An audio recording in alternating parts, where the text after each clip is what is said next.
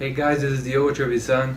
Today I'm gonna talk about shoulder dislocation. It's very common to see on movies and TV shows, people trying to reduce the dislocation with a strong jerk, and you hear the little noise, "Kah!" and the person almost passed out, and it looks so cool.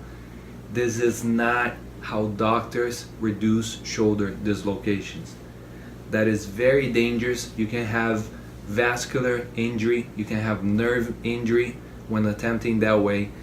When you dislocate your shoulder, there is a lot of muscle spasm around the glenohumeral joint, and that's what I'm going to be talking about today because it's a huge misconception. I was part of the medical team in the Taekwondo Championship in Brazil, and I saw people attempting to reduce shoulder dislocation the wrong way, and that can be dangerous. So let's start from the beginning. What happened during a shoulder dislocation? Let's talk about the most common one. It can be inferior, anterior, posterior. The head of the humerus can go backwards, forward, downwards, depending on the mechanism of injury. The most common is anterior. It happens when the arm is in abduction and a forced external rotation happens.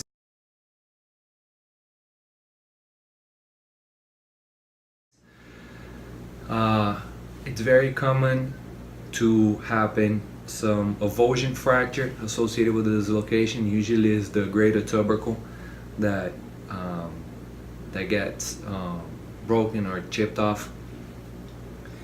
The labrum, the anterior labrum, usually tears with the dislocation, and it's extremely painful. The arm, the shoulder will start swelling up very fast, and you will see a little deformity, and the patient is not able to move the arm. Okay. In other conditions where the jerk can be very painful, like tendon tears, you can find a pretty good amount of range of motion in the shoulder joint. So in the dislocation, the patient typically will be holding his own arm.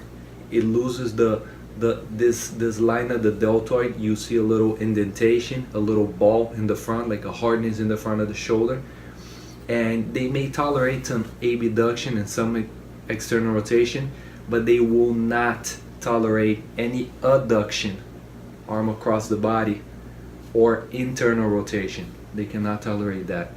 So just the first thing to check if the arm is dislocated is palpation, but you can attempt a little adduction. If it's not moving anywhere, for sure it's dislocated.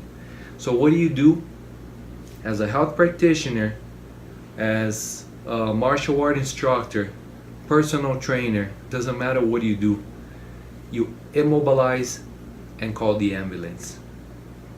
I will give you an idea of how the reduction happens. I'm not a doctor, I'm not a physician. This is out of my scope of practice. It is just for survival purposes. What I see in Orthopedics book, I'm gonna tell you guys usually how it goes, but I won't be teaching down to the nitty-gritty. There are many maneuvers, and it depends on the head of the humerus. So your job is to immobilize the patient and call the ambulance. When patients come with shoulder dislocations to the emergency room, typically doctors will provide some narcotics, intravenous, IV narcotics, and muscle relaxants. Okay, because like I said, it's extremely painful to the body. The swelling starts building up, the inflammation starts building up, and there is a huge danger, which we're going to talk about, of nerve and vascular damage. Okay, so when the patient gets to the ER, typically they'll give IV narcotics, muscle relaxants.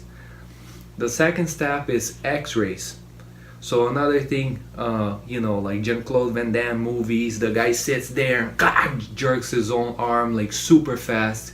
This is very unrealistic. The muscles get into a spasm that is so strong that there is no jerk in the world that is gonna get this head of the humerus back into place. And you can ask a physician that has done it. My grandpa is an orthopedic surgeon in Brazil, has several PhDs, and has done it for 50 years, has practiced as a surgeon. And he will tell me that sometimes they need 5-6 physicians, or nurses, and 5-6 adults pulling in different directions just to win the power of the spasm and put the head of the humerus back into the glenoid. Okay, so first step, narcotics, muscle relaxant. Second step, x-rays. The head of the humerus can be under the glenoid, under the coracoid process, or under the clavicle, and there is a difference. There's a difference with the maneuver you use to reduce. There's a difference, sometimes one maneuver won't put it back, you choose a different one. It's all based in biomechanics, but it varies from patient to patient. There is not a recipe. You have to try different maneuvers to reduce the shoulder dislocation. So after the narcotics, muscle relaxers, they identify where the head of the humerus is, then hands-on. They'll start to attempt the reduction. Once the muscle relaxants kick in, it makes it way easier because it relaxes a little bit the spasm. Typically, more than one doctor will be doing that. You find some old pictures where the doctor is like holding the armpit of the patient with the leg and pulling the arm, because that's how much of a constant pressure you have to do, like to really make those tissues like stretch and put the head of the humerus back. But nowadays, since in a hospital setting, there's more than one practitioner available, and they'll typically have more than one person, so they'll use like a towel around the trunk and pull the arm down, other people pulling the arm and other people pulling the opposite way, so trunk one way, arm going the other way, until they feel the reduction. Why would you not do that in a judo competition? When the arm dislocates, there are a lot of vascular and nervous structure, including the brachial cervical plexus that crosses the shoulder joint, the armpit, some vascular structures that can be pinched. So when the head of the humerus comes out, it pinches those vascular nerve structures, and during the reduction, those structures can be pinched against the glenoid, and that's an emergency surgery. If you're in the desert and you're walking distance, like 3 hours walking distance from any civilization, and you don't have a cell phone, one of those once in a billion chances that happens to someone, then use constant pressure. Don't do Jean-Claude Van Damme, like jerking the arm. That doesn't work. You have to understand that it's a constant pressure, so the muscles start giving in little by little, pulling until you feel the snap and that the shoulder went back. That's the only situation where I would encourage anyone to attempt a reduction is, like I said, you're in the desert, far from any civilization, walking distance, there is nothing you can do. Then, you may want to try to save your friend or yourself. But other than that, immobilizing, calling the ambulance, don't touch it. Don't attempt reduction. This is not a smart thing to do. If you pinch an artery or you pinch a nerve on the way back, it's emergency surgery. They go to surgery, they have to open it up, dislocate the shoulder again, release the structure that is being pinched, and then reduce. Okay? Typically after dislocation, the patient will have some instability, especially if they have a labrum tear. So they'll have some remaining instability in the joint, which makes them more prone to dislocate the shoulder again.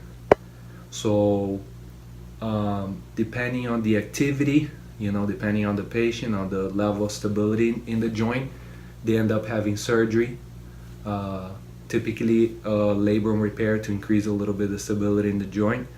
But the conservative treatment is also very successful. Just strengthening, avoiding the contact sports, the twisting motion can be also very successful. We're gonna finish here today. Just a quick little bit of information on shoulder dislocations. Please guys, understand what I just said. It's a very, very high risk, dealing with those nervous and vascular structures. Do not try that at home.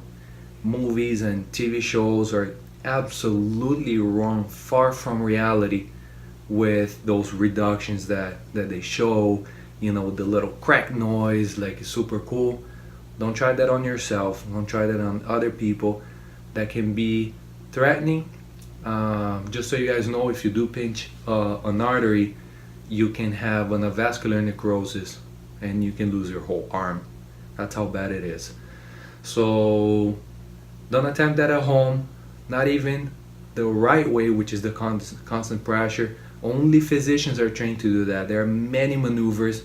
You have to know them. You have to know how to choose them. I'm not teaching. I'm not going over them here. I'm not a physician, and nobody's supposed to attempt that. Okay? Very, very, very important. Let me know what you guys think of the video. Let me know what you want to know more about. If you haven't followed me here yet, click subscribe on the channel. Thank you so much.